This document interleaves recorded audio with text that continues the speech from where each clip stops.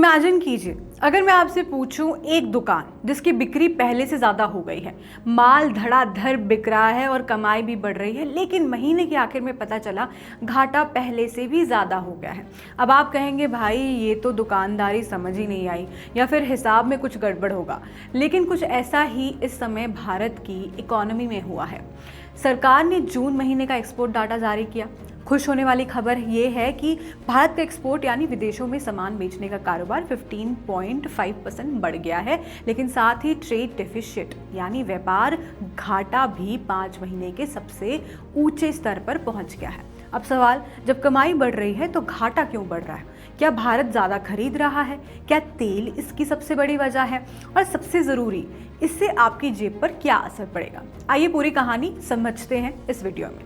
पहले एक्सपोर्ट समझिए। देखिए, मान लीजिए आपके घर में कोई मिठाई बनती है, आपने मोहल्ले वालों को भी बेची, फिर दूसरे शहर बेची और बाद में विदेश भेजनी शुरू कर दी।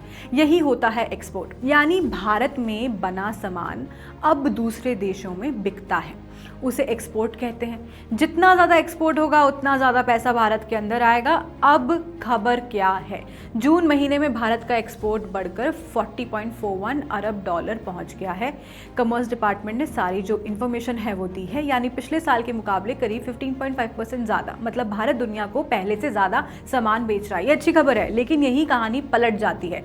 ट्रेड डेफिसिट क्या होता है? अब आता है सबसे ज़रूरी शब्द, ट्रेड डेफिसिट। इसे ऐसे समझिए, आपकी महीने की सैलरी है 50,000 रुपये, लेकिन भैया खर्च हो गया 70,000 रुपये का, तो क्या हुआ?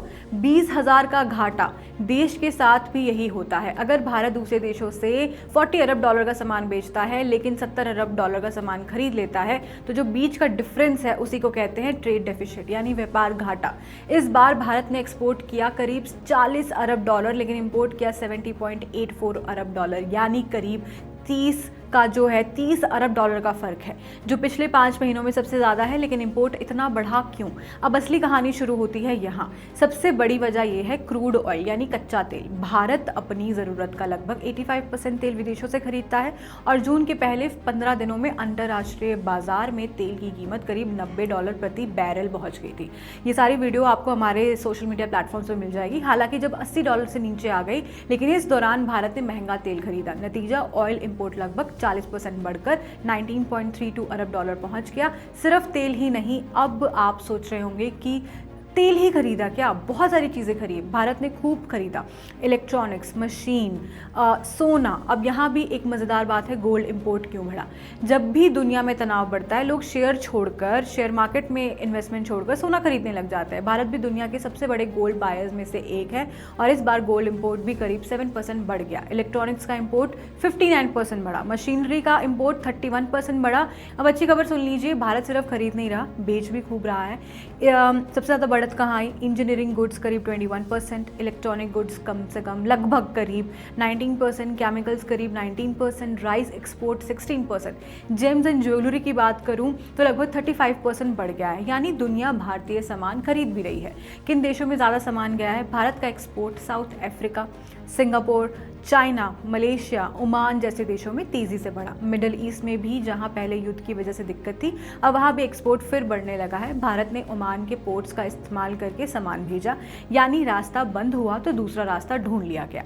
लेकिन आम आदमी को इससे क्या फ़र्क पड़ेगा? आप कहेंगे एक्सपोर्ट बढ़ा, इंपोर्ट बढ़ा, ट्रेड डेफिसिट बढ़ा, मुझे क्या फ़र्क पड़ता है? आम लोगों को क्या फ़र्क पड़ता है? और सीधे मैं आपको बता दूं कि सीधे पड़ता है।